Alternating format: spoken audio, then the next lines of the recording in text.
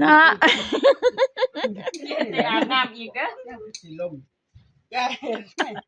สิเงาเฮียน่ะ อย่าหยอกกันไว้เอ๊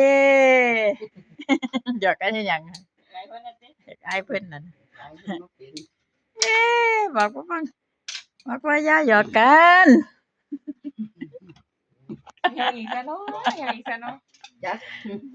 เอาละ เอาจังได๋พาได้ยกโปอยู่ แม่มันละ บ่ยกบ่แล้วเด้ สิท่านยกแง่แล้ว ตบมือก่อนก็ได้ตบมือ โอ้ยแง่แห้ง ตบมือคนเก่ง คนเก่งตบมือ ท่านเห็นแล้ว อยากอายผู้บ่าวได้ประกาศตบมืออยู่แต่กับลูกก็กายอยู่ เอาอาดปานอยากอายผู้บ่าวติ อยากอายผู้บ่าว